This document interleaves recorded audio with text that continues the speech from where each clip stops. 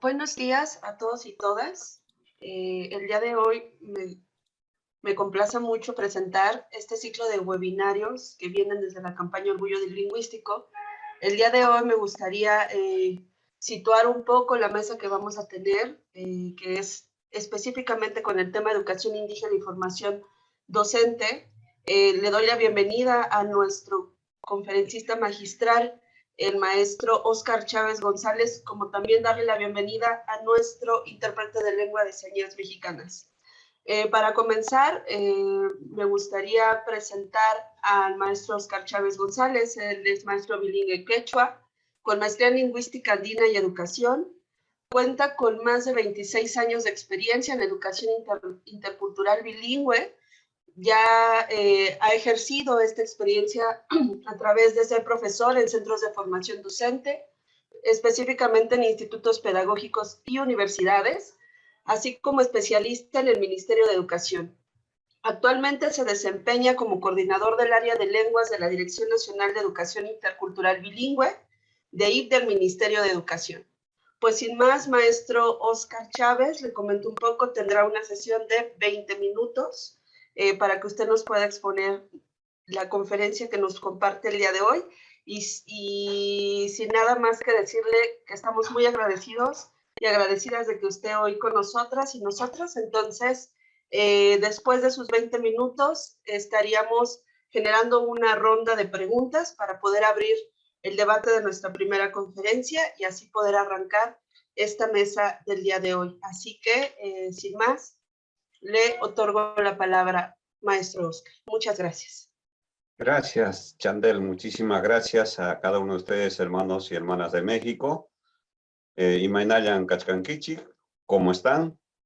Wauji Panicuna, hermanos y hermanas. Hankunapaj, Hatun, Sumas Punchaucacho. Que cada uno de ustedes tenga un excelente día. Voy a compartir pantalla. ¿Me confirman, por favor? Sí se ve, ¿no? Maestro. Ya está. Perfecto, muchísimas gracias. Entonces es un honor para mí expresarles el saludo del Ministerio de Educación del Perú y compartir un poquito con ustedes lo que tenemos, lo que estamos haciendo, nuestra experiencia en el tema de las lenguas originarias, como llamamos acá, o lenguas indígenas, y la educación intercultural bilingüe principalmente, ¿no? Primero, quiero que conozcan un poquito lo que es el Perú. Este es el mapa peruano. Esa es nuestra diversidad, principalmente lingüística. Claro, lógicamente, una lengua es una expresión también de la cultura. Y este es un mapa multicolor porque tenemos 48 lenguas. Ustedes tienen más que nosotros, en 19 familias lingüísticas. De estas 48, 44 están en la zona amazónica. Entonces, esta zona es amazónica, la zona verde, digamos, esta parte es más amazónica. Y 4 lenguas están en la zona andina. La zona andina es esta, la de color marrón. Esta es toda la zona andina.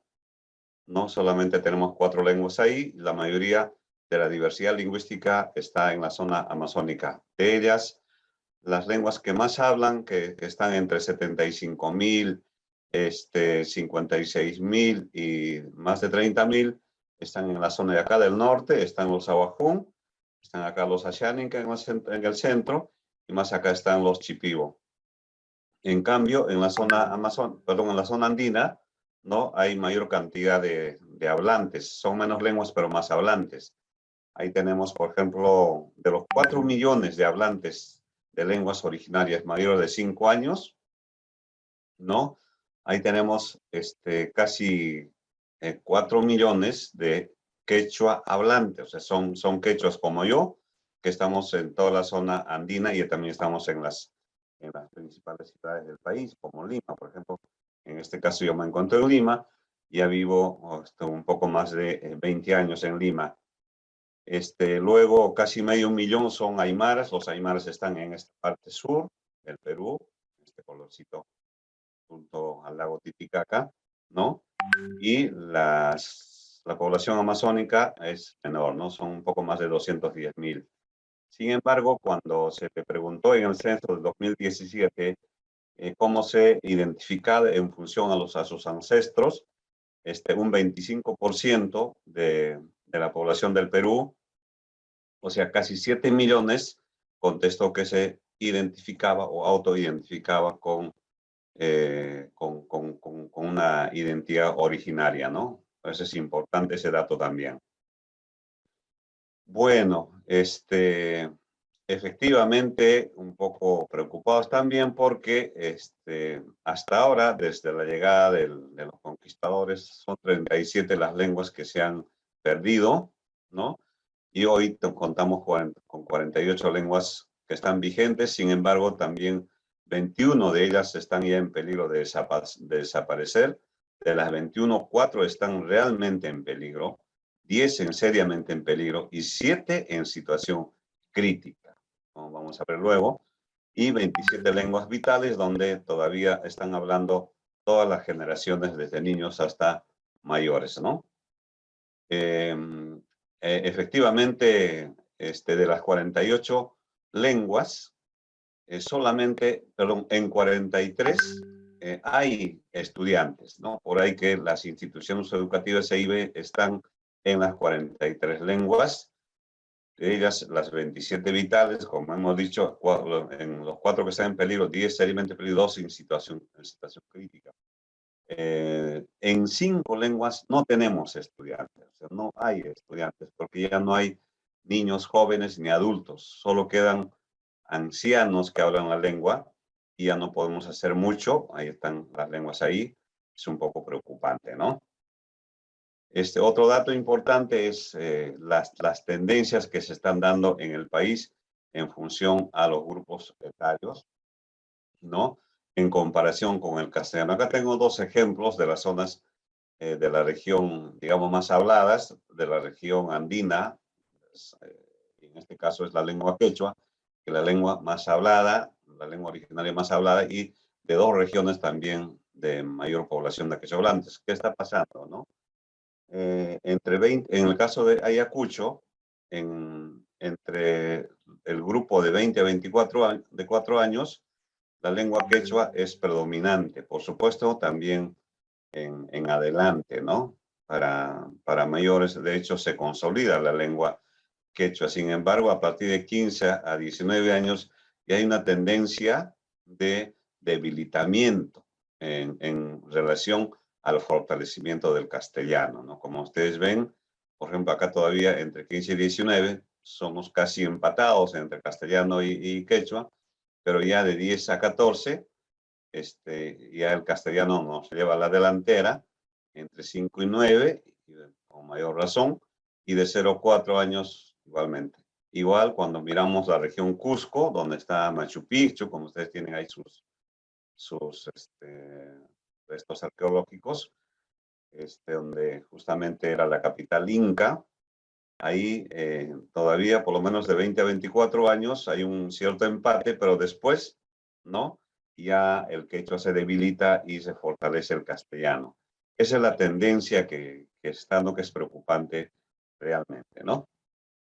¿Qué estamos haciendo nosotros desde el Estado en la parte de educación formal? En principio, tenemos en los últimos, yo diría, 6 años, ¿no? De repente un poco más, entre últimos 9 a 10 años, pero particularmente entre los últimos 6 años, hay mejores condiciones normativas en relación a los años anteriores. Partimos de la Constitución Política del Perú del 93, que reconoce a las lenguas originarias, por ejemplo, como lenguas que también son oficiales en las zonas donde predomina. Igual a nivel internacional tomamos como marco referencial el convenio 169. Pero concretamente para la aplicación de los derechos educativos, tenemos la política sectorial de educación intercultural para todos y de educación intercultural bilingüe que salió en 2016, que ofrece un conjunto de lineamientos tanto para trabajar a nivel general el enfoque intercultural, como también la educación intercultural bilingüe en las zonas donde se requiere, ¿no?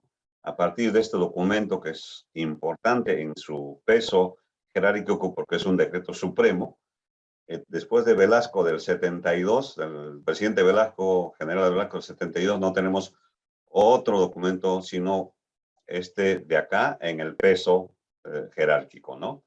Luego, esta política generó un Plan Nacional de Educación Intercultural Bilingüe 2021, justamente ya cerramos el año pasado, hemos hecho la evaluación correspondiente y ahora estamos lanzando la actualización de la política y del plan.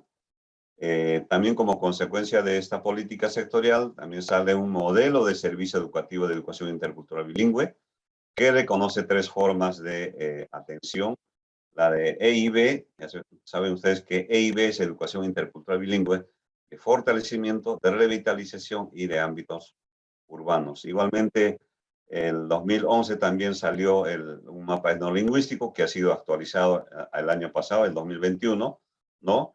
Que reconoce pues la predominancia de las lenguas originarias en cada distrito, en cada provincia, en cada región. Eso lo vamos a ver también más luego.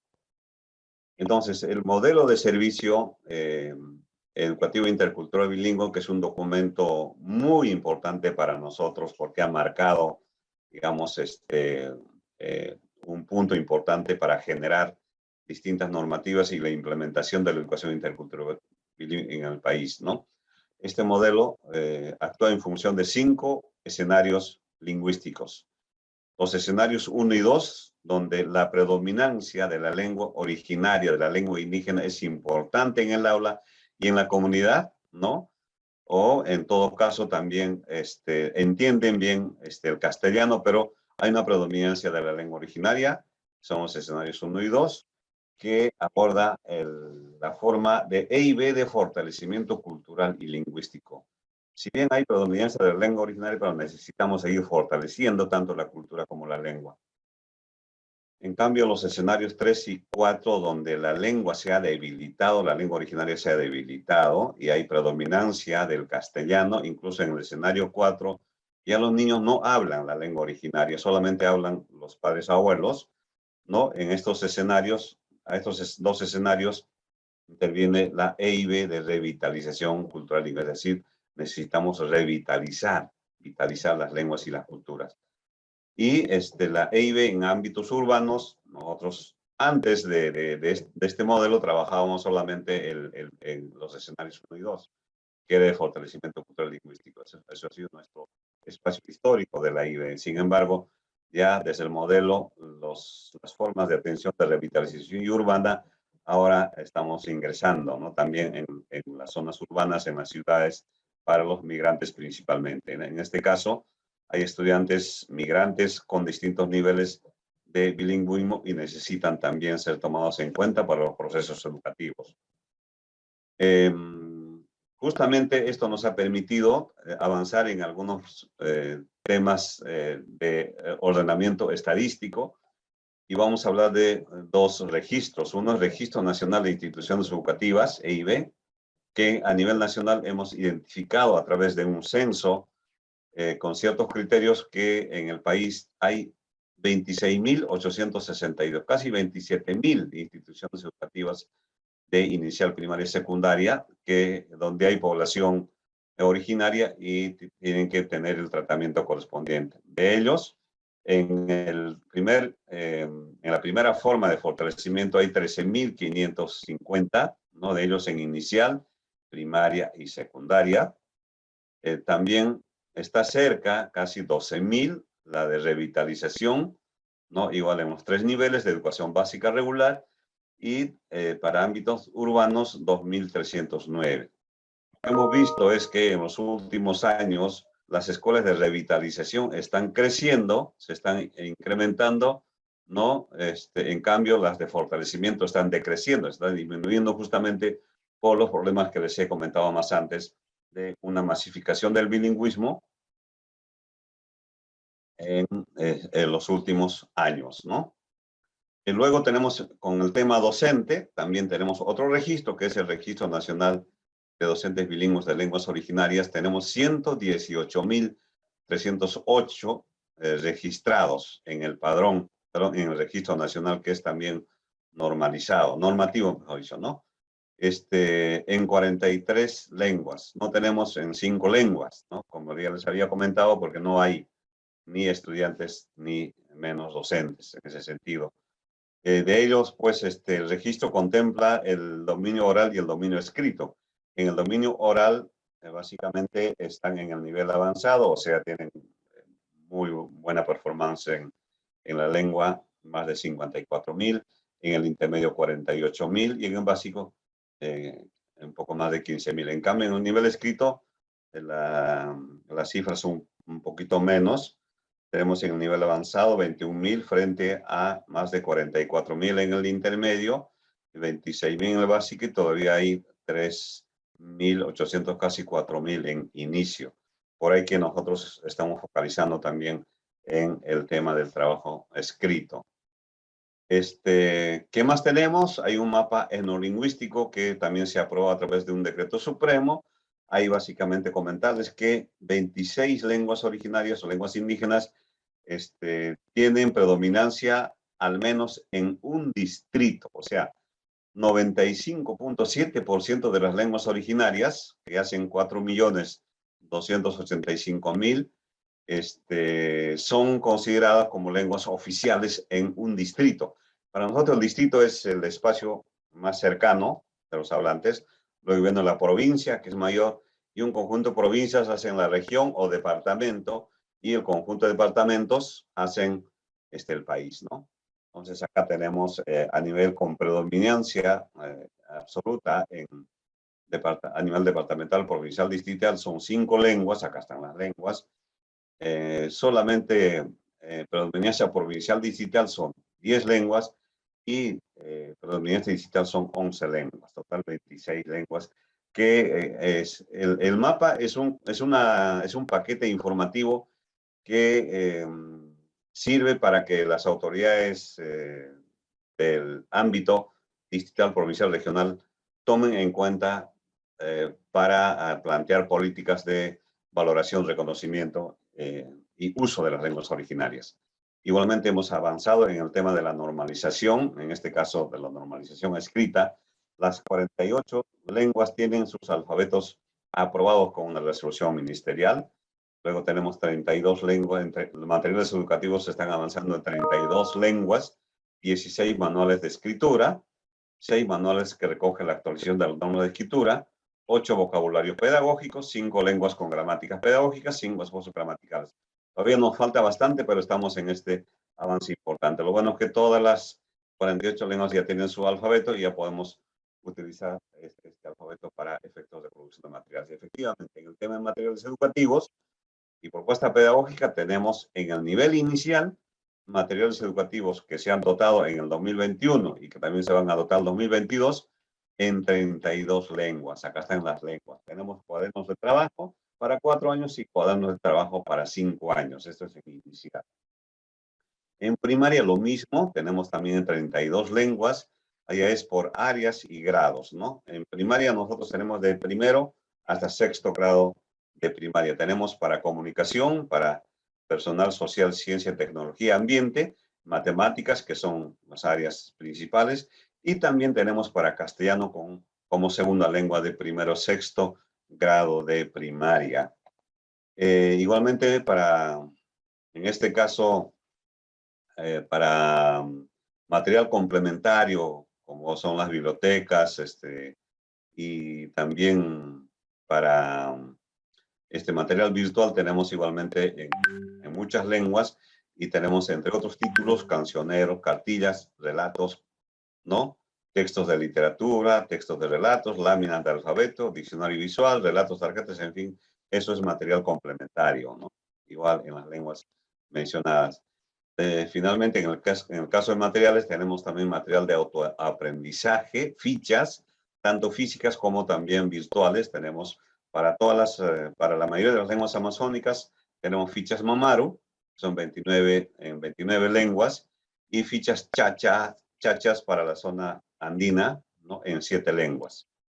Rápidamente voy a pasar. Igualmente tenemos las fichas de autoaprendizaje para la forma de revitalización que les había comentado. Ahí tenemos también las fichas Shungo para la zona amazónica y las fichas Wiñay para la zona andina.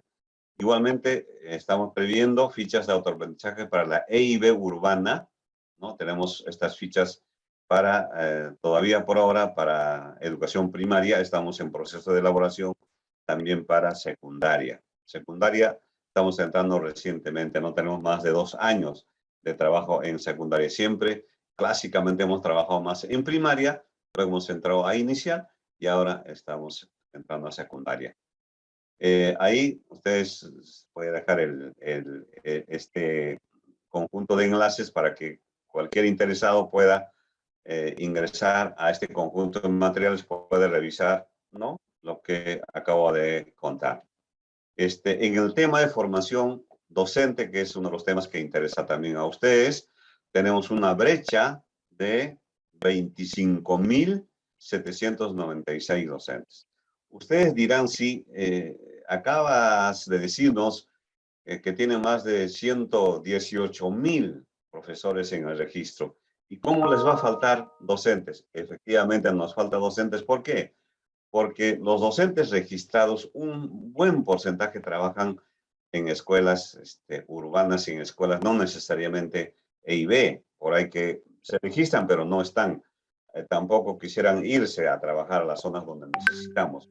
Por ahí que en función a los 3 niveles, inicial, primaria y secundaria, total de plazas necesitamos de 76.560 plazas de educación intercultural bilingüe. Tenemos docentes entre titulados, o sea, con carrera concluida y con título, y que dominan la lengua originaria, están en el registro, 50.700. Pero nos faltan docentes 25.796 para cubrir, que hacen efectivamente una brecha de 34%. Eso es importante mencionarlo. Luego, en la oferta formativa también para la formación inicial, o sea, pregrado, tenemos 36 escuelas de educación superior o institutos superiores de educación pedagógica, más 11 universidades en 16 regiones del país. De ellos, 33 pedagógicos son públicos y 3 privados, ¿no? 9 están atendiendo en la zona amazónica y 24 en la zona andina. 20 lenguas originarias hablan los estudiantes que están en este momento y 6 variedades del quechua, y 9 lenguas originarias de los estudiantes son atendidas por los pedagógicos. Así que, sin embargo, hay otras regiones que no tienen todavía centros de formación, ¿no?, como Huánuco, Cajamarca, Arequipa, Junín, donde justamente se está viendo cómo hacemos. Para este tema también tenemos programas formativos de 5 años. Siempre los programas, tanto en universidad como en pedagógicos, son 5 años de formación de la carrera, ¿no? Tenemos inicial y primaria, todavía no estamos entrando a carreras de EIB secundaria. Entre el 2013 y el 2020 se ha otorgado casi 2.000 becas integrales a jóvenes de pueblos originarios, de pueblos indígenas, para que puedan estudiar, para ser docentes de EIB, ¿no? La mayoría ya ha concluido. Luego tenemos una herramienta llamada Kumitsari, que es una herramienta tecnológica para fortalecer a estos estudiantes en los pedagógicos y universidades, ¿no?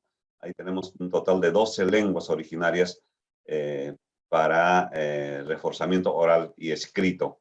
Entre los años 16 y 20 hemos acompañado a 11.066 docentes en la modalidad de EIB. Se llama programas de acompañamiento pedagógico, seguramente que ustedes también tienen, y eso lamentablemente por la pandemia un poco que se ha parado, y ahora estamos retomando a partir de este año y el próximo año en una nueva fase de lo que significaría acompañamiento, que realmente frente a la demanda es muy, muy poco, ¿no?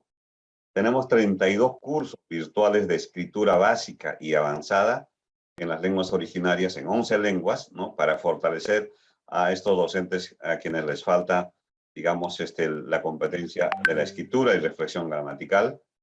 Tenemos también, venimos elaborando módulos lingüísticos para reforzar a nivel oral y escrito a docentes que tienen limitaciones en el dominio de lenguas originarias y están trabajando en plaza bilingüe. Hay profesores que entienden muy poquito la lengua o no entienden y están en plaza bilingüe. y en algunas lenguas no tenemos otra que contratarlos porque no tenemos docentes. Por tanto, tenemos que también plantear en estos programas de fortalecimiento en un periodo de 1 o 2 años y luego hacemos la evaluación y le podemos dar la constancia para contratar, ¿no? En estas plazas. Esto es en la primera parte. Termino, que es la primera parte, digamos, de trabajo, rápidamente en resumen, que estamos haciendo desde el Ministerio de Educación. Y tenemos solamente una muestra. Tengo varias experiencias de ese tipo, de una niña de una comunidad quechua, en este caso Carwi, de Pitumarca, en el 2000, casi finales del 2019. Hemos hecho un evento y la profesora nos ha traído, además muchos profesores también, su experiencia innovadora, y básicamente es en la lectura, ¿no? En la lectura de una lengua originaria. Ahora vamos a ver si se puede ver, escuchar.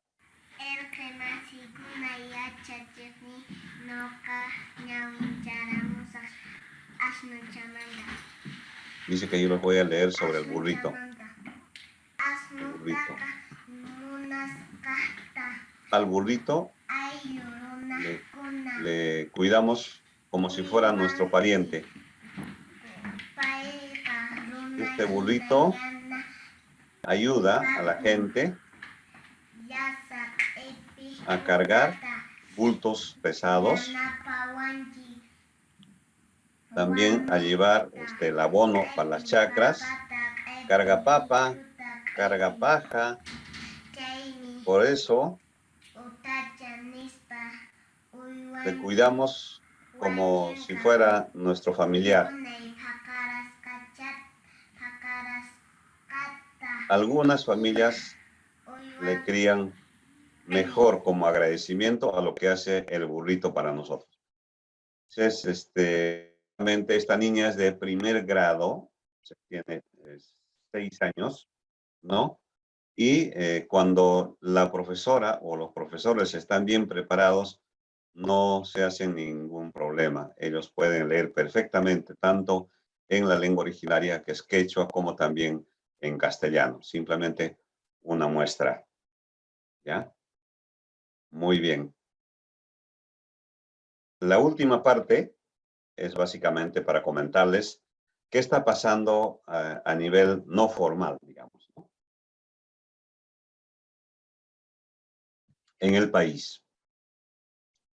Últimamente hay un resurgimiento bien interesante, un contexto de reapropiación, diría, un contexto de volver a mirar la identidad ancestral, sobre todo de parte de los jóvenes y de parte de muchos colectivos que están volviendo a reivindicar, a recuperar la lengua y también la cultura de los abuelos, de los padres. Eso está pasando en el país y veo con mucha esperanza. ¿Se acuerdan que les comentaba que hay algunas preocupaciones? Sin embargo, hay este resurgimiento interesante, ¿no? Un movimiento, sobre todo en las lenguas mayoritarias, como es la lengua quechua, que somos casi 4 millones, y aymara, básicamente, y un par de lenguas amazónicas, ¿no? Que tienen también regular cantidad de hablantes. Para empezar, el Estado peruano fomenta también por su parte, tanto el Ministerio de Cultura como también el Ministerio de Educación, pero además el canal del Estado, que es el TV Perú, canal nacional, ¿no?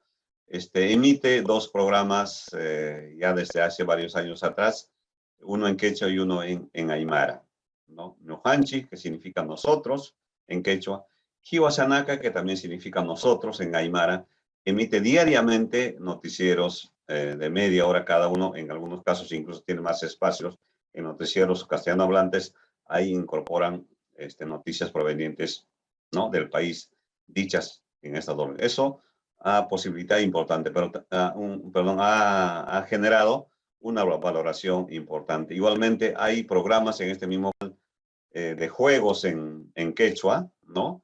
Promueven juegos aprendo jugando en quechua, ¿no? Igualmente, los sábados hemos estado emitiendo nosotros un programa también de fortalecimiento quechua para estudiantes y para familias, con programas súper interesantes. Igualmente hay un noticiero Ashaninka por Radio Nacional, Ashi Añani.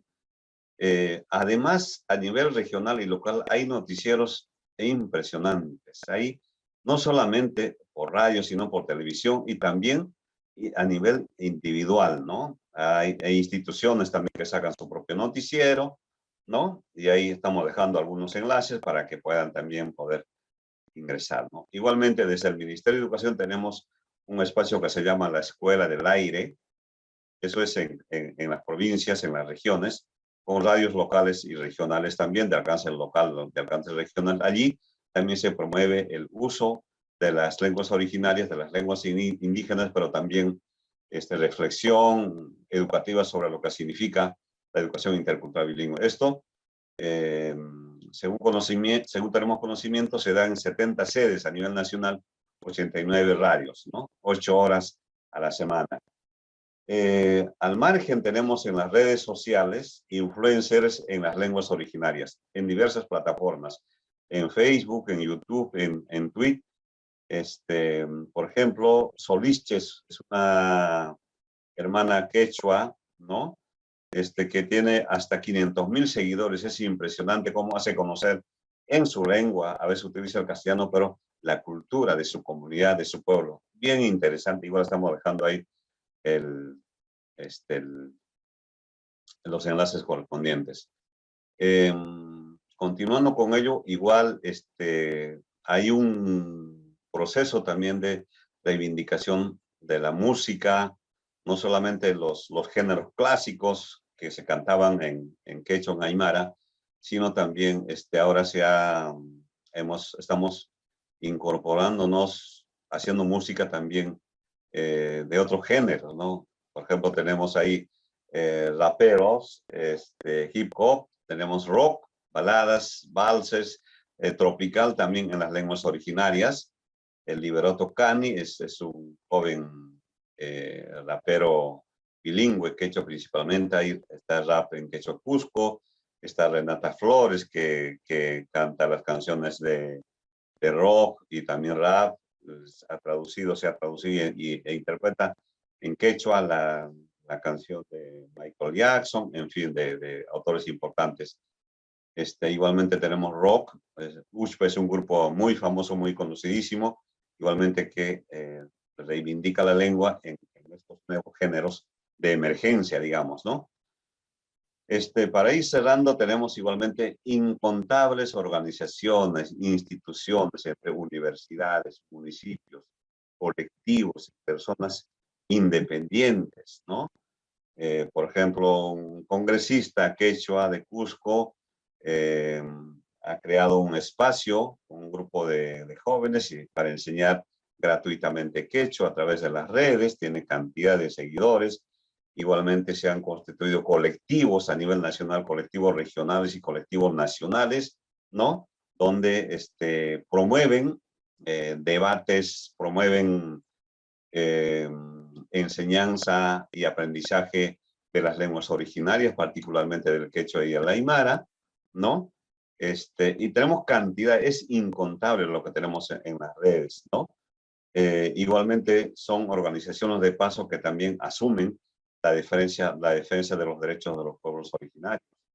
Y eso se nota claramente en muchos momentos donde ciertamente hubo alguna intencionalidad de desconocer los avances, ¿no? Así que ahí, felizmente, tenemos un respaldo importante de estos jóvenes, esta esperanza, que podía haber sido consecuencia de los años de trabajo de la educación intercultural bilingüe, sí podría haber sido también. Eso falta investigar, pero también es una emergencia natural, ¿no? De jóvenes que cuestionan la situación de la discriminación, el racismo, y empiezan a crear sus propios espacios. Eso es importante. Finalmente, para concluir, tengo que decir que tenemos muchos retos. Así como hay avances, tenemos muchos retos que asumir en adelante, ¿no? Un primer tema es el tema presupuestal. Necesitamos un presupuesto importante. Estamos actualizando la política nacional de educación intercultural bilingüe. Vamos a tener que actualizar también documentos formales como el plan. Y en ese marco necesitamos mayor presupuesto porque lo que estamos llegando hasta ahora, si bien es un avance importante en relación a los años anteriores, yo trabajo en este tema desde 1996 y lo que veo es en sus últimos 6 o 7 años hay un avance importante todavía a nivel, digamos, macro. Hay normativa por demás en ese sentido que respalda los derechos educativos de los pueblos originarios, pero nos falta avanzar en el plano más de calidad en aula, los resultados de aprendizaje que aún tenemos problemas y ahí es el reto, ¿no? Tenemos que poner todo el empeño para avanzar en este proceso. Yo creo que sería hasta ahí, más bien si podemos ir intercambiando, no sé si estoy con el tiempo, pero ahí yo pararía en esta intervención. Yo les agradezco muchísimo por haberme escuchado. Muchas gracias.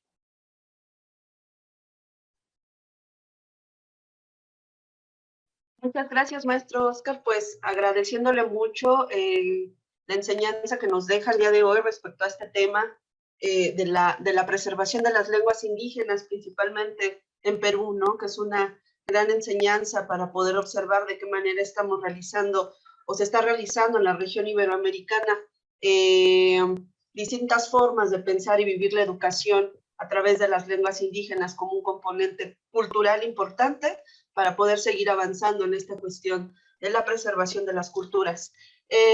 Antes de pasar a algunas preguntas que tengo para usted, me gustaría invitar a todas las personas que nos ven en Facebook Live que puedan añadir sus preguntas dentro del chat que se encuentra ahí en las redes sociales para que podamos generar este debate, ¿no? Que me parece como muy importante plasmarlo. Entonces, bueno, un poco retomando la exposición que nos dio el día de hoy, maestro Oscar, me gustaría enfocar una pregunta para que nos pueda compartir un poco más de esta experiencia. Principalmente es una pregunta enfocada en dos ejes. Una, ¿de qué manera o cómo repercute el relevo generacional en la preservación de las lenguas indígenas? Y en este otro sentido, ¿no?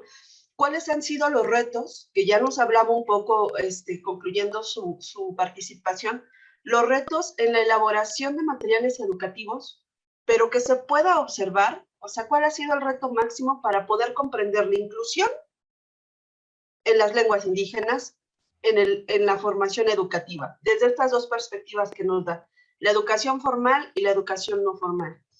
¿En qué lo pensamos de esta manera?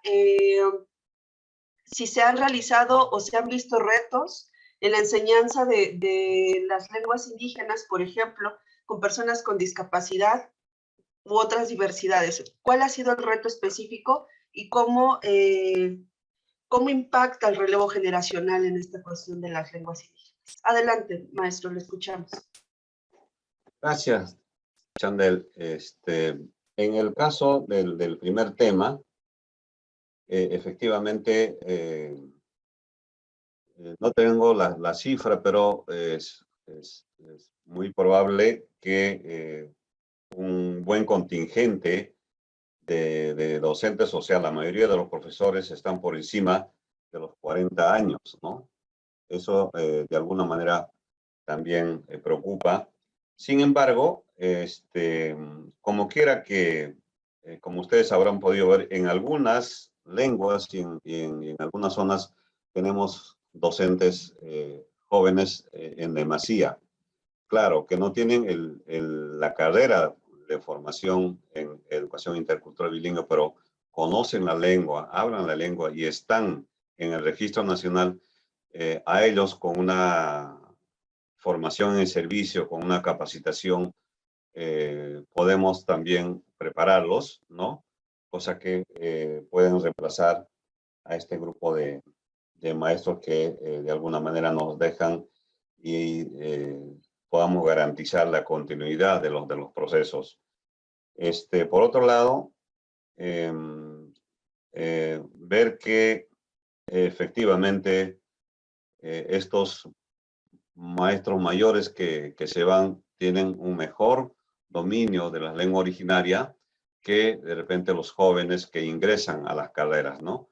Ahí es donde estamos pensando en estos programas complementarios de ofrecerles para que puedan fortalecer tanto el dominio oral como también el dominio escrito en estos docentes jóvenes que ingresan a ser contratados, por ejemplo, en plazas de educación intercultural bilingüe. Pero también los programas como Kumichari que les había comentado sirven para fortalecer, porque está pensado para 4 años, son 8 semestres de fortalecimiento de las lenguas en estas instituciones de formación, que de alguna manera podría garantizar. Pero el hecho de que los profesores, aún egresando de carreras E y B, tienen que presentarse a la prueba nacional de dominio de lengua originaria, ese hecho también motiva a los jóvenes a que puedan fortalecer de manera particular. Por ahí que ahora tenemos cantidad de academias que ofrecen la enseñanza y el fortalecimiento de las lenguas originarias a efectos de que puedan presentarse a la evaluación nacional, porque sin la constancia que nosotros damos a estos docentes no pueden acceder a una plaza, ni como contratado, menos como nombrado, ¿no? Por ahí que el hecho de hacer que estos docentes se evalúen cada año, porque podrían subir también de nivel. No nos olvidemos que el registro nacional considera como mínimo para entrar al registro el nivel básico, ¿no? Hay muchos profesores, como he visto, he presentado en la cifra, que están en el nivel avanzado, en escrito y en oral. Algunos están en intermedio, algunos en oral intermedio y en escrito en avanzado. Entonces, cada año hay evaluación de dominio de lenguas para actualizar el registro y pueden subir incluso el nivel los que están más bajo. Entonces, se preparan en distintas academias, distintas fuentes. Todavía, como ministerio, como Estado, nos falta elaborar una oferta más contundente de fortalecimiento de las lenguas originarias. En la parte de la segunda pregunta, era respecto a los retos de elaboración de materiales. Efectivamente, ahí sigue siendo un reto, definitivamente, para una educación más inclusiva, para los discapacitados. Si bien en nuestras escuelas de las zonas rurales, casi el porcentaje de niños con discapacidad, estudiantes, es muchísimo menor que en las zonas urbanas, ¿no? Aún así, sí necesitamos preparar materiales para la atención en la diversidad. Tenemos ya como un par de años coordinando con la dirección correspondiente, porque tenemos una dirección de educación especial, ¿no?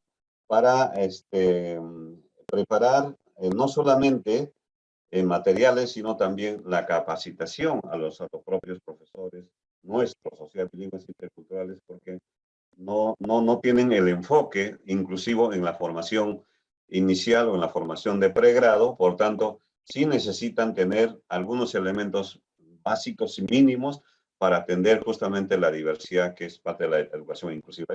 Sigue siendo un reto y debo reconocer, de verdad, es un reto fuerte que tenemos que tener.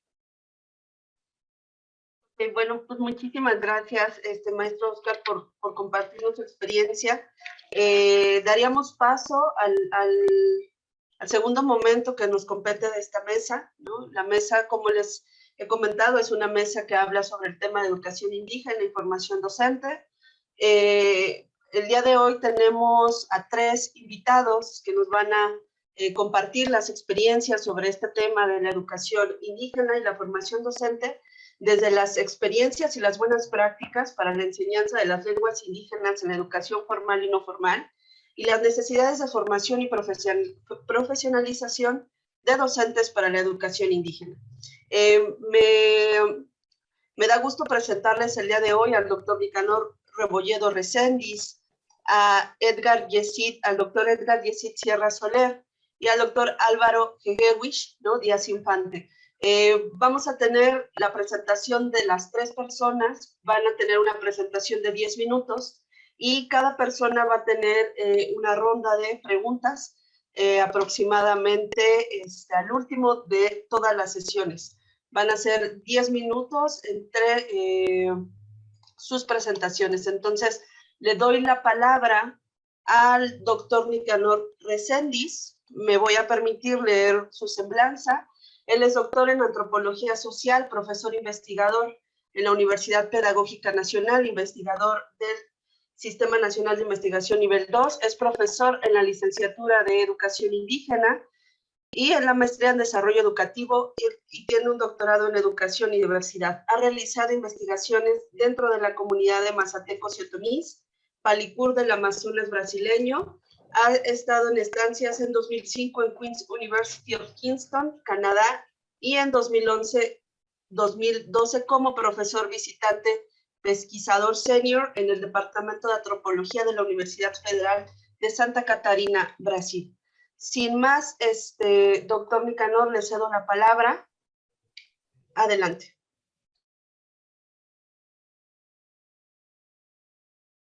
¿Me escuchan? Sí, doctor, le escuchamos. Sí. Bueno, muchas gracias. Buenos días a todas y todos.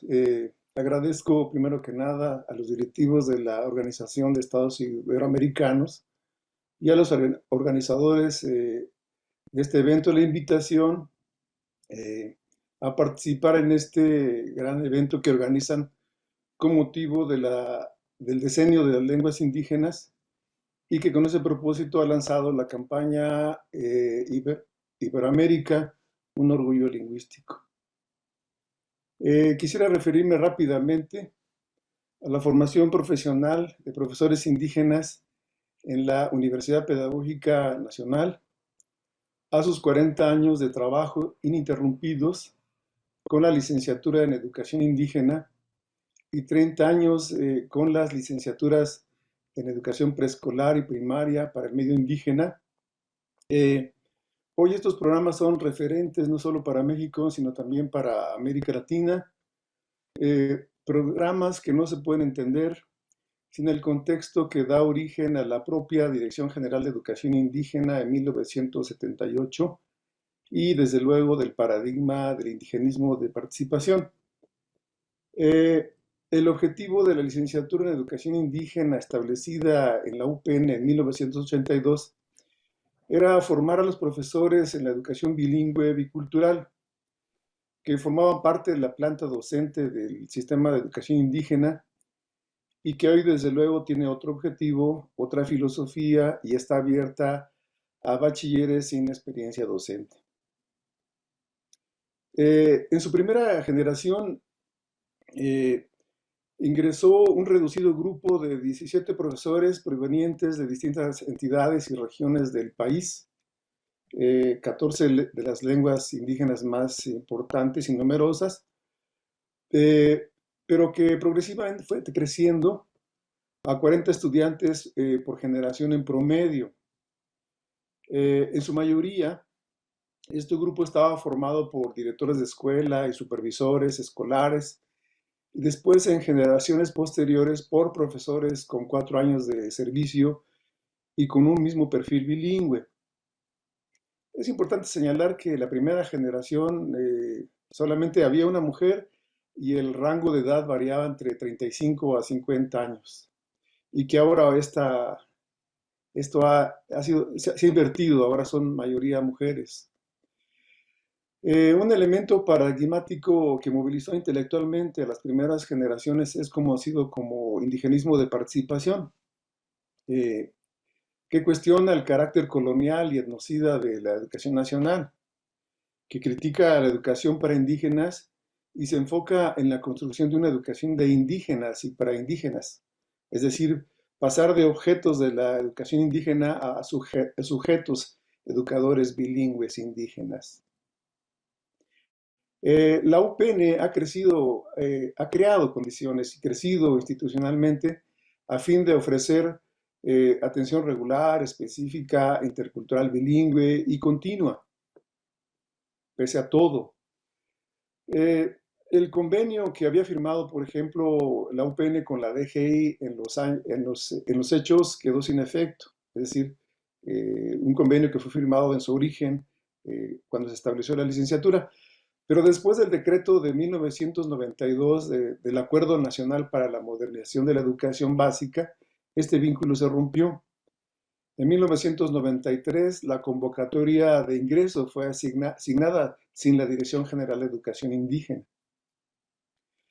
En 1990, adopta la licenciatura un enfoque intercultural y la característica es un contexto sumamente complejo. Es decir, vemos surgir movimientos indígenas por doquier que articulan demandas por educación autónoma, intercultural y bilingüe, pero sobre todo de la aparición de un nuevo discurso intercultural de oposición al indigenismo. Por ejemplo, véase, para este caso, la celebración del 5º centenario, la reforma al artículo 4º de la Constitución, referido al reconocimiento del componente multicultural de la nación mexicana, y la aparición de 1994 del Ejército Zapatista de Liberación Nacional, así como numerosas movilizaciones que impactan en la formación y colocan a los estudiantes indígenas de la universidad en la escena como protagonistas de tales movimientos, de muchos de estos movimientos. En 2011, la licenciatura se reforma su currículum y asume algunos componentes de la profesión indígena, como por ejemplo las políticas lingüísticas y el reforzamiento de la identidad indígena, las variables culturales de la enseñanza de lenguas indígenas y el español, es decir, el bilingüismo, promoviendo el bilingüismo, la formación docente en un sentido general, formar en la docencia, dirigido a todo esto a atender a sus propias escuelas y comunidades de origen, abre su oferta a jóvenes no indígenas y a bachilleres.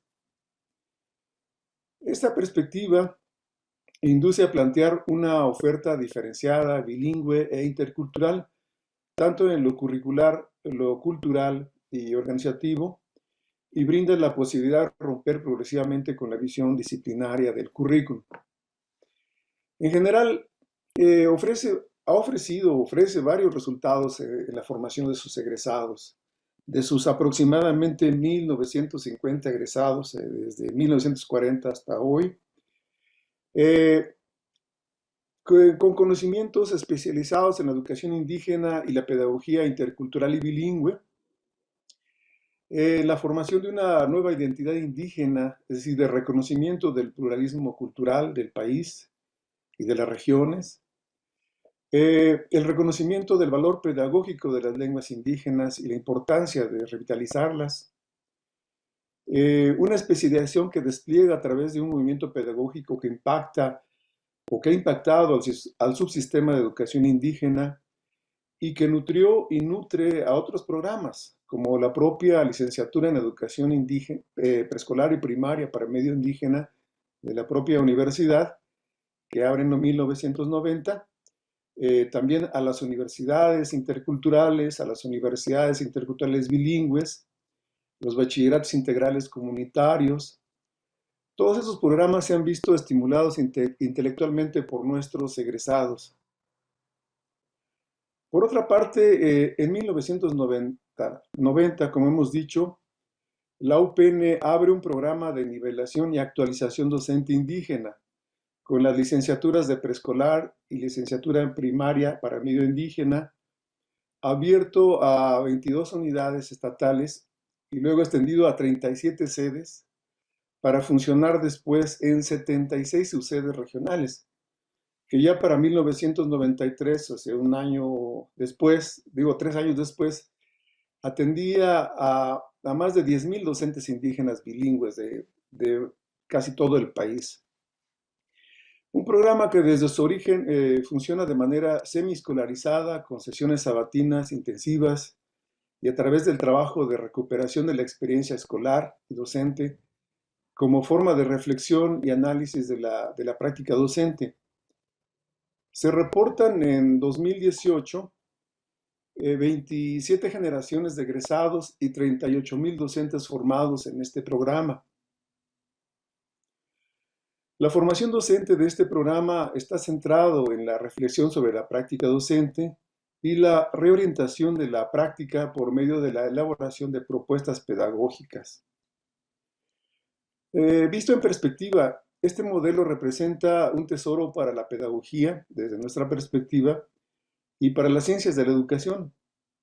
Algo que empezó con la creación de las misiones culturales en 1926, con Elena Landázuri y Elena Torres, cuando los misioneros y misioneras escribían sobre la experiencia social adquirida en su trabajo docente y las posibilidades que veían de cambio en el medio rural, que después esto se convirtió en un estilo de trabajo pedagógico para los futuros profesores rurales, es decir, escribir sobre lo que hacen como profesores para reflexionar después sobre lo que hacen a fin de mejorar sus métodos de enseñanza y también para reportar a los directivos los resultados de su labor pedagógica. Ambos programas, la licenciatura en educación indígena y las licenciaturas de educación preescolar y primaria para medio indígena en la UPN, tiene amplias posibilidades de constituir un ambicioso programa. Ha sido un ambicioso programa de formación de profesionales de la educación y de formación docentes en la educación intercultural bilingüe. Lo cierto es que la educación indígena hasta ahora se ha convertido en una profesión.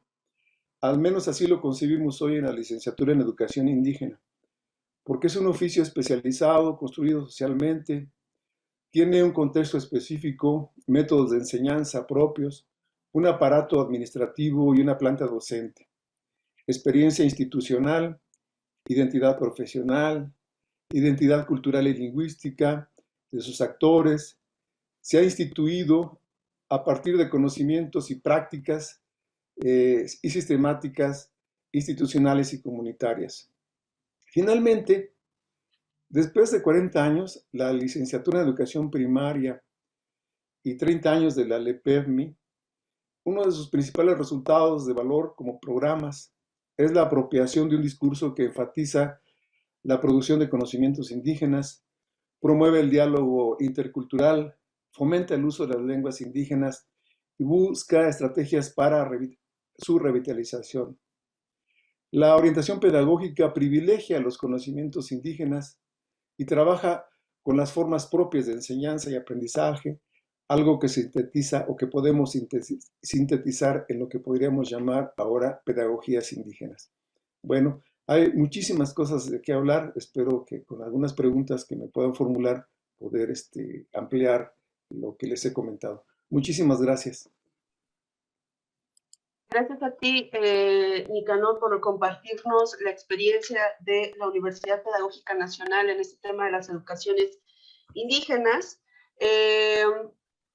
Para continuar con esta mesa, doy presentación de Edgar Yesid Sierra Soler, ¿no? Y me voy a disponer a leer su semblanza. Edgar Yesid Sierra Soler es doctor en Administración Pública por el Instituto Nacional de Administración Pública y maestro en Ciencias Sociales por la Facultad Latinoamericana de Ciencias Sociales Flaxo, México. Se ha desempeñado como docente desde primaria y hasta maestría. Ha sido asesora e investigadora en temas de política pública, educación y docencia, principalmente en contextos rurales e indígenas. Asimismo, ha ofrecido acompañamiento a los gobiernos de El Salvador y Panamá en materia de educación indígena e intercultural.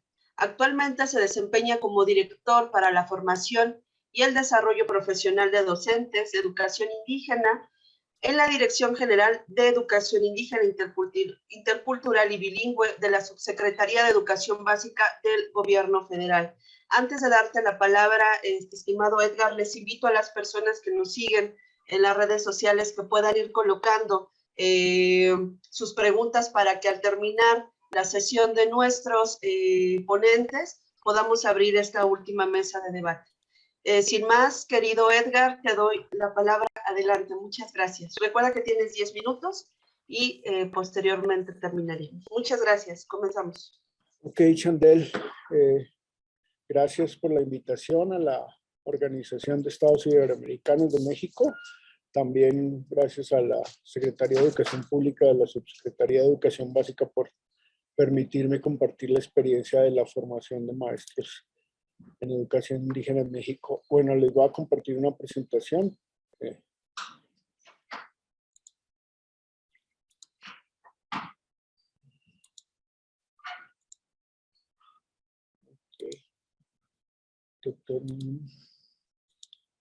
Rápidamente vamos con.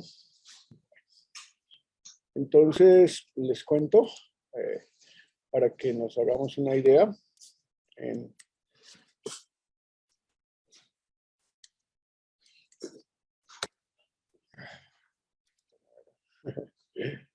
Disculpa. Okay.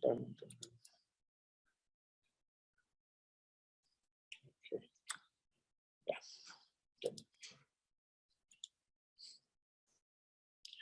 Bueno, básicamente para que nos hagamos una idea todos del universo de atención del que se ocupa la Secretaría de Educación Pública en México. Trabajamos con 1.2 millones de estudiantes indígenas en 59,000 escuelas. Esto es para educación básica, ¿no? Esto incluye inicial, preescolar y primaria.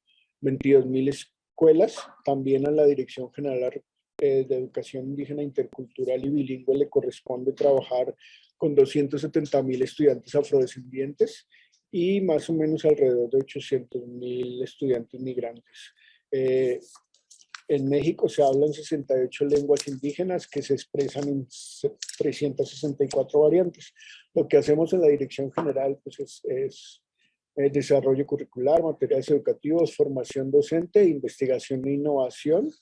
Me voy a centrar en el tema de la formación docente de acuerdo a la invitación de la OEI. Y para este año, para esta administración, un importante cambio, que es que la Dirección General de Educación Indígena, Intercultural, Bilingüe también es la responsable de promover que toda la educación básica en México tenga un enfoque intercultural. Sí, esto ya no solo se ocupa para las personas hablantes de lenguas indígenas, las niñas y los niños o los maestros, sino que la idea es, gracias a los cambios legales recientes, que haya un enfoque intercultural en toda la educación básica.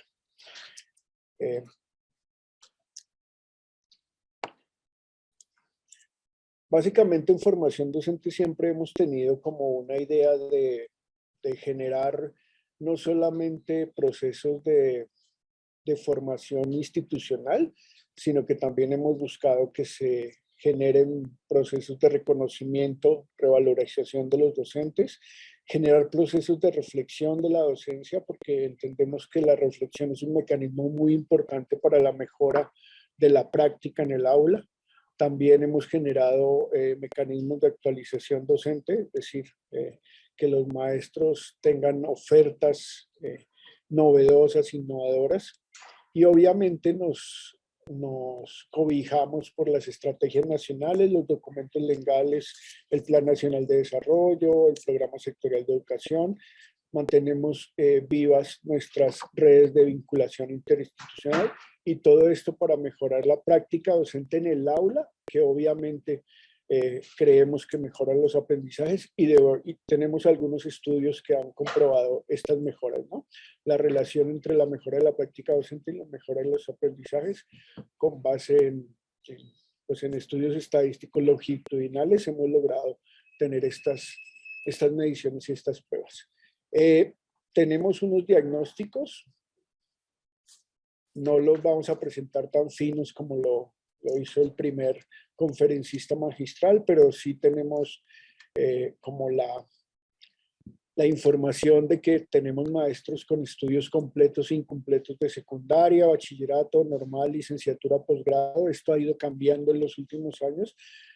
como del 2008 más o menos a este año hemos pasado de tener un 25% de maestros de educación indígena sin un nivel de licenciatura, y hoy en día tenemos más de 80% de maestros con ese nivel y al menos un 8% de maestras y maestros con estudio de posgrado. O sea, el perfil profesional de los docentes se ha elevado de manera importante durante los últimos años.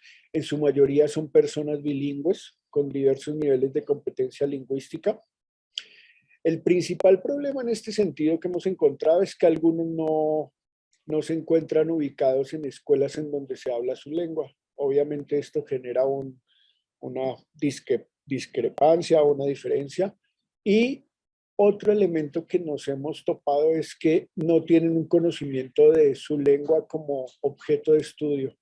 Es decir, son hablantes algunos escritores, pero nunca han reflexionado de manera importante acerca de su lengua como objeto de estudio. Entonces eso les limita las posibilidades un poco de la enseñanza. Estas son algunas de las experiencias que hemos tenido de buenas prácticas para la enseñanza de las lenguas indígenas, como bien lo solicitó la Organización de Estados Iberoamericanos. Tenemos un diplomado en competencias lingüísticas para docentes de educación indígena. La idea con este diplomado es que los docentes puedan desarrollar competencias que faciliten y acompañen el desarrollo de un bilingüismo aditivo y coordinado. Con este diplomado hemos beneficiado a 3.400 maestros en 17 lenguas, en 25 entidades. También hemos promovido un diplomado en lengua maya, que evidentemente lo que hace es una de las lenguas como más fuertes y que según las cifras que tenemos, muy parecidas a las que presentó el Ministerio de Perú de edad de hablantes y este tipo de mediciones que se hacen para tener la vitalidad lingüística de una lengua. El maya es una de las que son fuertes en nuestro país, que han ido gradualmente aumentando el número de hablantes, obviamente de las niñas y de los niños. Y con ese diplomado en lengua maya lo que buscábamos era, como tenemos un buen número de hablantes de esta lengua, lo que buscamos es que las maestras y los maestros generen una reflexión acerca de su lengua como objeto de estudio y como medio de enseñanza. O sea, en este sentido ya queremos que ellos profundicen de una manera lingüística, de una manera que vean las prácticas sociales que se hacen con sus lenguas, que puedan enseñar y transmitir eso en sus aulas, ¿no? Como es una lengua fuerte, ya podemos ir avanzando en la reflexión acerca de ella, de cómo se usa, de su estructura, etc. Tenemos un diplomado de parámetros curriculares que fue el que nos ayudó, la base que nos ayudó a construir programas de estudio en 22 lenguas indígenas.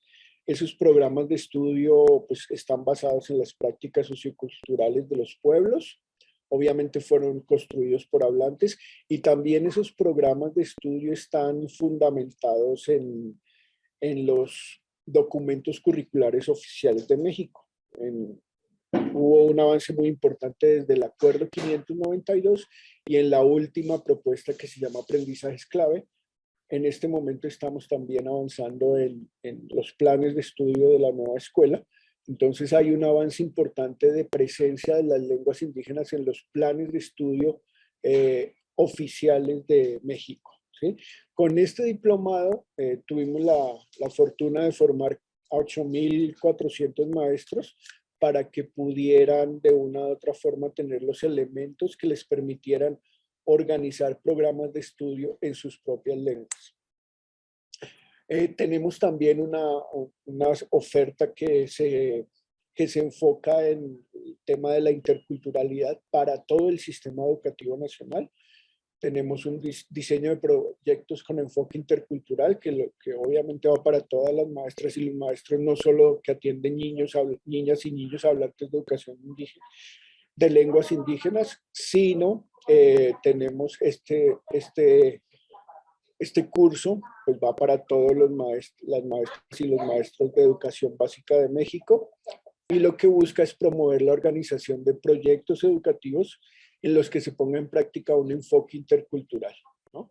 Tenemos más de 10.000 beneficiarios y tenemos otro que se llama Mi Encuentro con la Diversidad, que busca promover el desarrollo de competencias interculturales a través de la revisión de referentes conceptuales, usa también elementos de multimedia, y tenemos 20.500 beneficiarios en 12 ediciones. Otras ofertas formativas de las que podemos hablar que están en los catálogos nacionales de formación docente, por ejemplo, diversidad cultural en el aula, enseñanza del español como primera lengua en un contexto plurilingüe, enseñanza del español como segunda lengua, desarrollo personal y conciencia étnica, que nos parece muy importante fortalecer estos temas para las maestras y los maestros de educación indígena.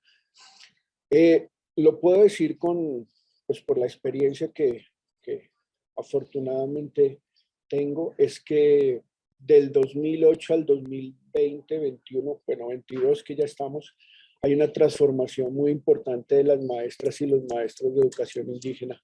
Ya son, del 2008 acá ya tenemos un cuerpo muy profesional de maestros que se paran frente a un auditorio a dar conferencias en su propia lengua, a dar conferencias de manera bilingüe, a presentar sus experiencias en las dos lenguas, algunos vistiendo de manera muy orgullosa sus indumentarias tradicionales. Entonces, del 2008 al día de hoy hemos tenido un avance muy importante del fortalecimiento de la identidad de las maestras y los maestros de educación indígena, que obviamente eso se va a reflejar en las nuevas generaciones de niñas y niños en las escuelas de educación indígena. Eso es gracias a eso, a este fortalecimiento de las competencias docentes de nuestras maestras y nuestros maestros, pudimos generar una presencia inédita de las lenguas indígenas durante la estrategia de Aprende en Casa.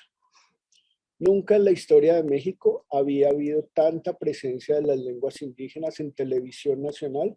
Obviamente también lo acompañamos con programas de radio para llegar a las comunidades más alejadas, pero tuvimos 295 programas bilingües. Estos programas fueron vistos por todas las niñas y los niños de educación básica, no solo por los hablantes de las lenguas indígenas, lo cual evidentemente ha generado como una respuesta de todo tipo, pero estos programas fueron acompañados por académicos de la Dirección General de Educación Indígena, pero fueron protagonizados de cierta forma porque fueron los que aparecieron en televisión. Fueron 97 docentes hablantes de diversas lenguas indígenas nacionales. Entonces creo que gracias a la formación de maestros, a la profesionalización del magisterio en México, hemos ido avanzando en una presencia mucho más fuerte de las lenguas y las culturas en todo, bueno, en el ámbito educativo principalmente de nuestro país. Entonces creo que es lo que tenía para contarles en este día, y agradecerles el tiempo. Gracias. Gracias a ti, estimado Yesid, por compartirnos las experiencias sobre educación indígena que está llevando la Dirección General de Educación Indígena Intercultural y Bilingüe de la Subsecretaría de Educación Básica del Gobierno Federal. Sin más, doy paso a la última ponencia que tenemos el día de hoy. Presento a Álvaro Gewish Díaz Infante y me voy a permitir leer una semblanza para que podamos conocer a Álvaro. Él es creador escénico y especialista en política y gestión cultural. Cuenta con una amplia trayectoria en la gestión cultural, en el desarrollo y operación de instituciones culturales, tanto en la función pública como en el ámbito privado. En su trayectoria en el servicio público destacan la creación de los primeros centros estatales de las artes en el país, el diseño y la creación del programa Ibermemoria sonora y audiovisual, así como el impulso a los programas Ibermemoria, Ibermuseos e Iberorquesta. Actualmente se desempeña como director ejecutivo en Arte y Cultura del Centro Ricardo B. Salinas Pliego. Sin más, querido Álvaro, te doy la palabra, tienes 10 minutos Y terminando contigo, abrimos la sesión de preguntas para las 3 personas que nos acompañaron en esta mesa, volviéndole a recordar a todas las personas que nos siguen en Facebook Live que puedan ir acotando y añadiendo en el chat las preguntas para nuestros ponentes. Adelante, Álvaro, muchas gracias. Muchas gracias, Chandal, y muchas gracias a la OI por esta invitación a la participación de esta mesa tan importante en el marco de la campaña de las lenguas originarias del orbe iberoamericano. Gracias a Patricia Aldana, OI México, y bueno, a nombre del Centro Ricardo Salinas Pliego y de Articultura, les agradezco mucho la invitación. Básicamente, mi participación, digamos, no es específicamente de educación formal en lenguas indígenas. Me voy a centrar más bien en acciones alternas, sobre todo en el ámbito de la creación artística en lenguas indígenas. Es la propuesta que hice para tener la participación en esta mesa, y básicamente quiero hablar de algunos puntos específicos sobre lo que significa y lo que se ha hecho tanto en el ámbito público como en el privado, sobre el fomento a la expresión artística en lenguas originarias. En primer lugar, bueno, hay que resaltar la labor que ha hecho a partir de la década de los 90s. No me voy a ir atrás, voy a partir de ahí, con la creación de primero el Consejo Nacional para la Cultura y las Artes y posteriormente el Fondo Nacional para la Cultura y las Artes, ahora Sistema de Apoyos a la Creación y Proyectos Culturales. A partir de ese momento se abrieron una serie de espacios para fomentar la creación artística en lenguas indígenas en México. Hay que destacar especialmente el premio Netzahualcóyotl, que nace desde el Programa de Culturas Populares, y un premio dirigido a la creación literaria en lenguas indígenas. Este premio Netzahualcóyotl se equipara a premios de enorme importancia en el ámbito de la creación literaria, en el que han surgido poetas, escritores en diferentes lenguas indígenas, principalmente en una de las lenguas que más se habla en México, que es el náhuatl, y también en el maya. Pero también hay, y a partir de estos años, se han generado diferentes espacios, que se han ido abriendo espacios para equiparar y para incorporar la creación artística en lenguas indígenas al mismo nivel que la creación artística en español. En este sentido, pues hay apoyos para la creación literaria, musical, escénica y fílmica en lenguas indígenas a través del FONCA y también a través del IMCINE.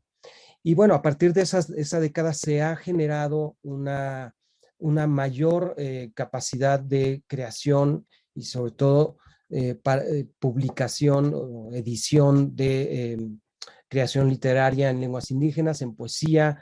Hay que mencionar particularmente el trabajo que hizo en su momento el pintor Francisco Toledo con el Centro de las Artes de San Agustín en Oaxaca, y la creación del premio de poesía que también se hace en colaboración con la Secretaría de Cultura del Gobierno Federal y del gobierno local en Oaxaca. Y bueno, una serie de acciones que también desde el ámbito privado se han generado. A mí me parece muy importante mencionar que el arte o la creación artística genera un vínculo mayor al del estudio. Digamos, es importantísimo, y en mi experiencia profesional lo he desarrollado, cómo la educación a través del arte o por el arte es importante para el reconocimiento y la valoración de la expresión artística en la lengua originaria, en la lengua materna. En este sentido, creo que lo que se ha generado a partir de la apertura de estos espacios de apoyo especial para creación artística en lenguas indígenas, pues ha generado un reconocimiento social. Y eso me parece muy importante que a la vez del gran esfuerzo que se ha hecho a través de la Secretaría de Educación Pública, incluso de la Pedagógica Nacional, y diferentes instancias locales en los estados, de incorporar desde un enfoque intercultural la educación y la formación en lenguas indígenas. Me parece muy importante señalar que la creación artística desde la edad temprana en una expresión estética y como una educación en la apreciación de las artes, importantísimo incorporar la lengua indígena, sobre todo en las comunidades en las que hay mayor, se habla lenguas indígenas, la población habla mayormente lengua indígena.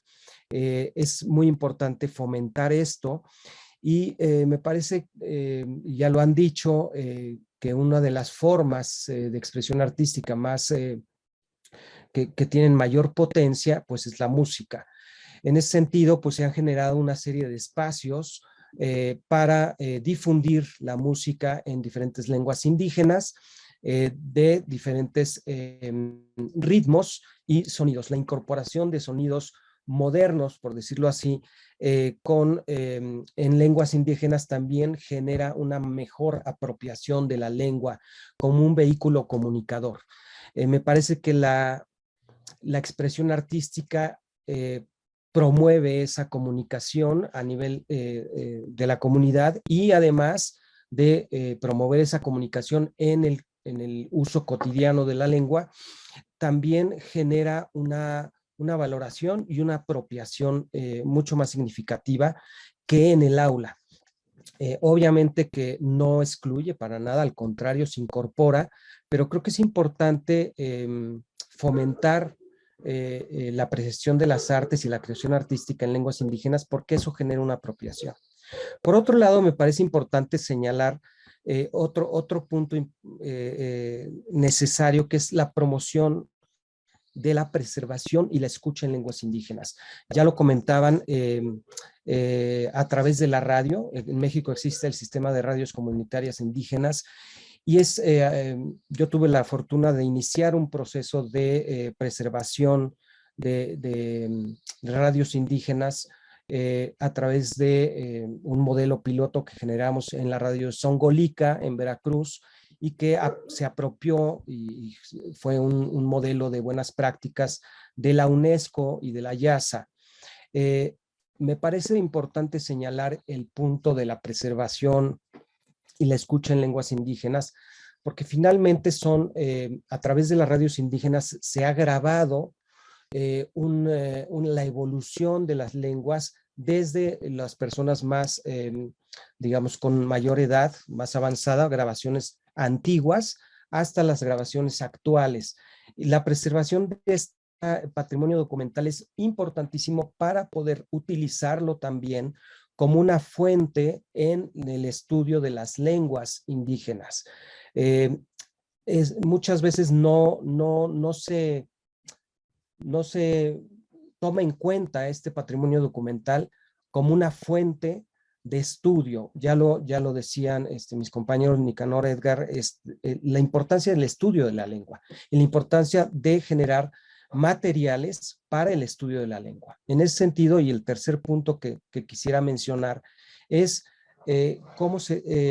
la necesidad y la importancia que tiene el contar con espacios de formación o de estudio de las lenguas para artistas o para futuros escritores en lenguas indígenas, músicos en lenguas indígenas. Es importante abrir este espacio para poder nutrir el estudio de poetas, de músicos, de creadores escénicos en lenguas indígenas y que esto genere un impacto mayor en una comunidad local. Yo quiero cerrar mi participación con esta reflexión.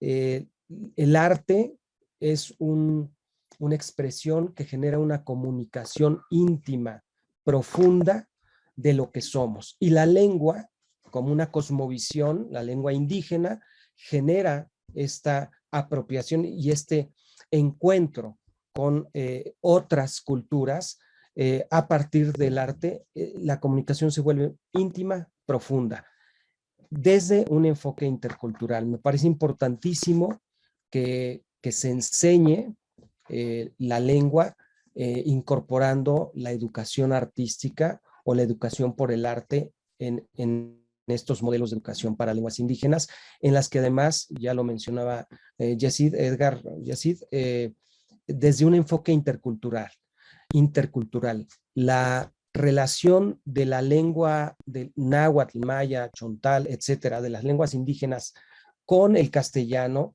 que conviven en una sociedad, es importante enseñarla, cómo ha influido la lengua náhuatl en el español que hablamos digamos, en la Ciudad de México. Me parece importante señalarlo y que eso se puede incorporar también en la creación artística, que los creadores artísticos en lenguas indígenas tengan estos espacios para poder formarse e incluso poder ser formadores, maestros y, por supuesto, formadores de formadores. Pues eso es mi participación. Les agradezco su atención.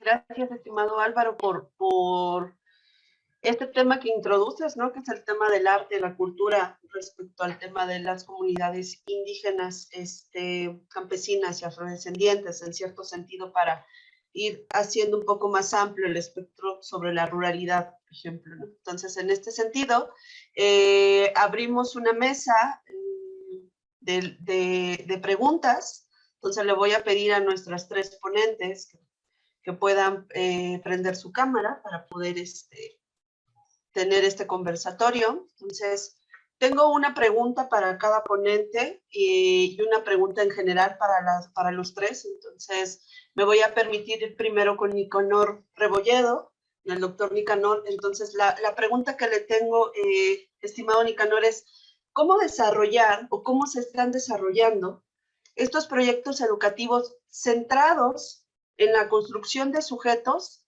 en clave de colonial, que es justamente lo que usted comentaba, a través de las lenguas indígenas o a través de este enfoque de educación indígena? Adelante.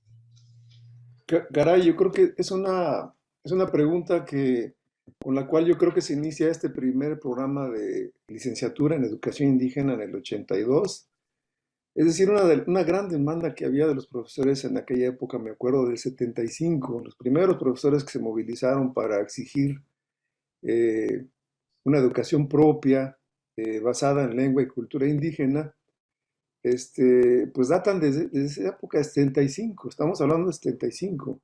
Y ahora para el 78 que se funda la Dirección General de Educación Indígena, hay una necesidad fuerte de formar a los profesores en una perspectiva de descolonización de la educación, es decir, de descentralizar la educación, de tomar en cuenta la cultura y la lengua indígena, y obviamente que este perfil o este paradigma que demandaban los profesores a partir de sus organizaciones, se fue perfeccionando y hoy día, pues ha sido una herramienta ideológica, pedagógica incluso, para la formación de los profesores, es decir, pensar a partir de su propia lengua y de su propia cultura la educación que pues reclama a sus comunidades, ¿no?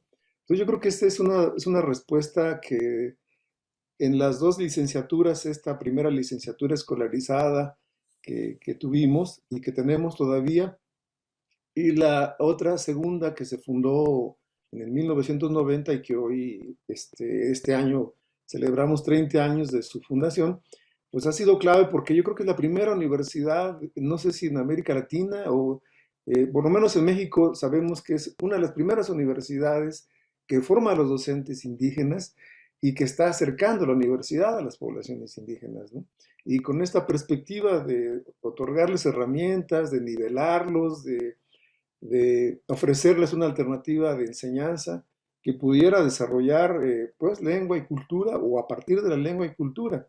Entonces eso ha sido para nosotros, digamos, yo lo dije, un tesoro, aparte de otros tesoros que se han tenido en la educación rural y que son contribuciones de la educación indígena a la educación nacional. que poco hemos hablado de eso también, ¿eh? Sin embargo, debemos estar hablando ya de esto que atesora la educación rural indígena y que aporta al sistema educativo nacional en términos de enfoques pedagógicos, de comprensión de la diversidad, etcétera, etcétera, ¿no? Entonces es una manera de responder la pregunta. Muchas gracias. No, gracias a usted, doctor Nicanor. Creo que lo que nos plasma es un buen ejercicio para poder comprender que la interculturalidad es vivir en la diferencia, ¿no? Y cómo generar procesos para poder contextualizar o situar los procesos educativos a través de estas diferencias, ¿no? Y que creo que la parte de situar desde la decolonialidad nos abre más al panorama de comprender que los sujetos y las sujetas sociales son proyectos inacabados, ¿no? Todo el tiempo se están constituyendo, ¿no? Y en ese sentido le dan cierta fortaleza al ámbito educativo rural y que nos abre a poder reflexionar sobre qué está sucediendo con la educación intercultural en México, ¿no? Y qué discurso se sigue arrastrando, quizás a lo mejor un discurso indigenista o no, o si se está tomando en cuenta las necesidades de las comunidades para generar las educaciones, ¿no? Entonces, muchísimas gracias, doctor Nicanor. La siguiente pregunta va para el doctor Yesid Sierra. La pregunta está enfocada a cómo incentivar la formación de docentes en la educación intercultural bilingüe. Adelante. Bueno, desde hace muchos años ya está comprobado y de una u otra forma nuestro modelo de sociedad actual estamos viendo que está un poco agotado, tanto el modelo económico como las respuestas políticas, las respuestas sociales. Vemos resistencias en todo tipo de grupos diversos, las comunidades LGTB, las mujeres, todos estos grupos que están empezando a demandar espacios en nuestras, bueno, en el modelo hegemónico de sociedad, ¿no? Entonces creo que ya no es una cuestión de aprender lenguas o aprender o acercarnos como a lo indígena, ¿no? Creo que la interculturalidad, decirlo de alguna manera, va más allá, ¿no? Va en el sentido de saber que acercarnos a concepciones diferentes del modelo hegemónico que nos ha llevado a este momento y a este extremo de sociedad que lo vemos que se agota, es fundamental para la sobrevivencia de la especie, ¿no? O sea, ya no es un asunto de novedad de política, de necesidad de atender a pueblos o a grupos que exigen demandas. Creo que ya no estamos en ese momento, ¿no? Ya no estamos en ese momento. Estamos en un momento de respuesta necesaria como humanidad ante los retos futuros. O sea, una respuesta que necesita nuevas miradas sociopolíticas, nuevas miradas económicas, nuevas maneras de relacionarlos con las personas que no son como nosotros. Entonces necesitamos aprender todo eso y creo que el enfoque intercultural nos abre una puerta a eso. También, obviamente, nuevas formas de relacionarnos con el medio ambiente, con el planeta, que es una lección muy importante de los pueblos indígenas, ¿no? En todo el mundo, los pueblos indígenas han sabido conservar sus territorios. En muchas de las culturas indígenas, la palabra yo no se refiere al sujeto o a una sola persona. Se refiere a una relación en comunidad, a una persona en relación con su territorio. Entonces, en muchas culturas indígenas, la concepción del yo tiene que ver con su agua, con su alimento, con su comunidad. Entonces, creo que la interculturalidad ya no es una cosa de respuesta novedosa y de necesidad de atender políticas o atender grupos diferentes. No, ya creo que superamos ese asunto. La interculturalidad es una manera que nos puede llevar como una humanidad a aprender una forma de relación necesaria para sobrevivir como especie. Muy bien, muchas gracias, doctor Yesid. Creo que lo que usted nos comenta nos abre el panorama sobre cómo vivir en una sociedad donde no solamente hablamos de interculturalidad, sino hablamos de otros factores como es la discriminación, la desigualdad, ¿no? Y que ya no solamente se centra en nombrar las identidades para poder generar de ahí proyectos, ¿no? Sino de comprender que quizás desde una perspectiva interseccional, de ver que existen procesos discriminatorios históricos, ¿no? Nos abre el panorama de que esto es urgente para sobrevivir y generar nuevas formas de vivir y convivir con la otredad y también generar nuevos referentes empíricos para poder situar estas conflictividades o aperturas hacia la diferencia. Y creo que en este espacio nos queda muy claro también poder comprender de qué forma ir construyendo nuevas maneras de saber estar y pertenecer en los espacios a través de estas demandas históricas, ¿no? Y cómo quizás los derechos humanos también son una perspectiva que incentiva la educación, ¿no? Para poder aprender a situarnos ante estas realidades. Agradezco muchísimo, doctor Yesid, su participación. Y para ir cerrando estas primeras 3 preguntas para ustedes, me focalizo ahora con Álvaro y la pregunta específica para Álvaro es la siguiente. ¿Cómo trabajar la interculturalidad en la creación artística con las comunidades indígenas? Adelante, Álvaro, gracias. Gracias, Chandel. Bueno, a mí me parece muy importante que se pueda fomentar la apertura de espacios de apoyo a la creación en la localidad. Finalmente, la creación artística surge desde una concepción local, desde una historia. Los creadores artísticos, bueno, en su expresión están mostrando de dónde vienen. Siempre hay una inconformidad, tiene que haber una libertad de expresión, pero me parece muy importante abrir estos espacios desde el ámbito escolar y extraescolar. O sea, cómo generar esta, digamos, esta posibilidad de crear en la lengua originaria. Puede ser una forma de valorar al individuo o al colectivo en lo local. Pero también, y como lo dijo Yesid, es importantísimo, o sea, ya rebasamos, o sea, ya estamos más allá del tema de estos comunidades particulares, distintas, indígenas, y tenemos que entrar en esta interculturalidad. Me parece importantísimo el espacio de las redes virtuales, el espacio virtual, las redes sociales.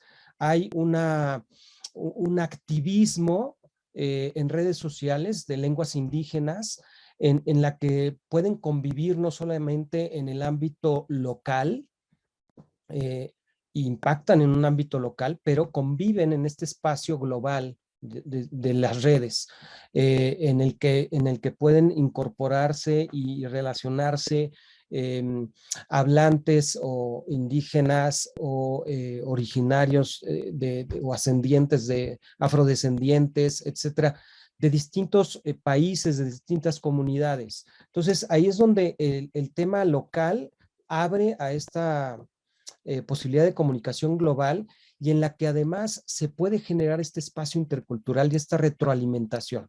Entonces, yo creo que para la creación artística en lenguas indígenas, en primer lugar tendríamos que entender que la creación artística no es una en lengua castellana y otra en lenguas indígenas, es la creación artística en la lengua que sea, incluso en una lengua inventada, ¿no? Digamos, es parte de una expresión, una forma de ver el mundo y de comunicarse con el mundo. Entonces, me parece muy importante que existan incentivos desde la educación básica en la apreciación del arte, de la expresión artística, como una expresión humana necesaria. Es importantísimo que los jóvenes, los niños, puedan tener muchos más referentes de la expresión estética. Y yo diría que uno de los aspectos y de los retos más importantes en política pública y también desde el fomento de la corresponsabilidad el ámbito privado es la educación en la apreciación artística, es hacer llegar a las personas de todos los rincones del país expresiones estéticas que puedan ser referentes para promover el consumo del arte y, por supuesto, la creación artística. Me parece que a estas alturas ya podemos decir que no es necesario, digamos, focalizar la educación artística en lenguas indígenas, sino generar estos diálogos interculturales en la creación artística. Creo que es importantísimo atender a los jóvenes y atender a los niños en ese sentido. Y me parece importante, y vuelvo a recalcar, que es necesario abrir espacios de expresión artística, pero sobre todo de apreciación estética, que los niños, los jóvenes puedan tener muchos más referentes de música, de teatro, de danza, de cine, etcétera. Es importante que llegue a todos lados en las distintas lenguas para reconocer los diferentes referentes estéticos y poder apreciarlos. Creo que esa es una tarea que hay que hacer y que falta por hacer mucho en el tema de la apreciación estética. Y también creo que en la localidad es importante que se hace que desde niños se fomente la expresión estética. No es una élite nada más quien puede generar una expresión estética. Es importante que haya una expresión estética para que podamos apreciar el arte. Y bueno, en ese sentido, pues, qué mejor que promover la escucha en lenguas indígenas.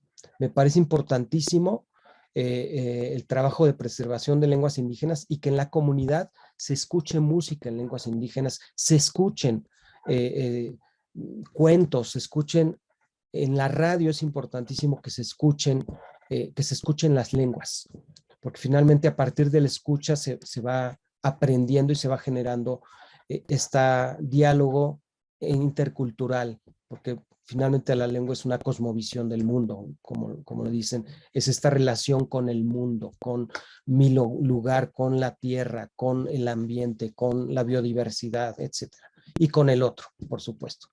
Básicamente creo que necesitamos escuchar más en más lenguas indígenas y generar un programa, un proyecto de apreciación de las artes en niños y jóvenes, utilizar las redes y todas las nuevas tecnologías. Muchas gracias, querido Álvaro, por esta enseñanza que nos das a través del arte y la cultura. Creo que lo que tú nos mencionas igual aquí es mirar el arte y la cultura como un espacio también para la liberación y la emancipación, ¿no? Que creo que también el arte y la cultura libera a las comunidades a través de su creatividad, las sitúa en un espacio donde pueden pertenecer y permanecer y demostrarse como son. Entonces creo que lo que nos comentas es muy valioso y lo agradecemos. Para ir cerrando un poco, me gustaría que todas las personas que estuvimos el día de hoy en esta mesa nos podamos hacer presentes. Invito al maestro Oscar Chávez que pueda prender su cámara para poder hacer una reflexión última para ir cerrando este webinar, ¿no? Lo que me gustaría que empezáramos a hacer para concluir todas las personas ponentes que estuvimos el día de hoy es que en una palabra, por ejemplo, o en una expresión, nos puedan ustedes como expertos mencionar un factor que no exista o que exista muy levemente sería necesario para poder incentivar la educación indígena y la formación docente. O sea, palabra o en un concepto que ustedes digan, este factor creo que es necesario incluirlo o que no se ha visto, creo que es importante dirigirlo. Entonces, le doy la palabra a las personas que estén aquí. No sé, Nicanor, podemos comenzar, o quien quiera comenzar, en decirnos este factor que crean importante. Adelante.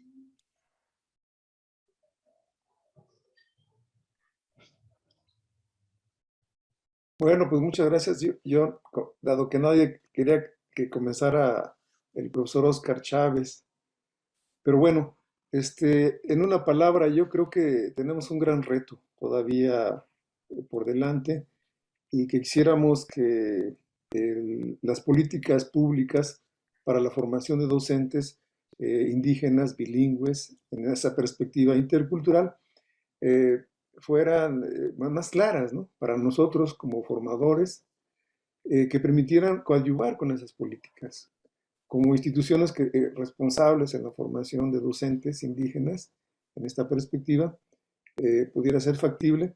Y sobre todo yo creo que hay mucho por investigar, ¿no? Tenemos toda una agenda de investigación que lleve justamente al fortalecimiento y desarrollo de una educación intercultural bilingüe efectiva, que permita todo esto que estamos discutiendo, ¿no? Y desde luego presupuesto, mayor presupuesto que haga posible, que balance por lo menos el apoyo que existe para la educación nacional, pues existe también para ese apoyo para la educación que se lleva a cabo en las regiones indígenas. Esa sería mi reflexión final. Gracias, doctor Nicanor. Adelante, maestro Oscar. Bueno, muchas gracias, Chandel. Gracias, estimado Nicanor, Álvaro, también Yesid. Yo quería resumir tal vez en un tema que nos falta a nosotros como ministerio, que es posicionamiento. Creo que necesitamos posicionar mejor la EIB en el sistema educativo. En el caso de nosotros todavía se ve como una IB un poco separada, incluso se percibe una IB impuesta desde el Ministerio de Educación, sede central, hacia las regiones, hacia las provincias, hacia los distritos. Y eso no puede ser. Creo que necesitamos posicionar la IB en el sistema.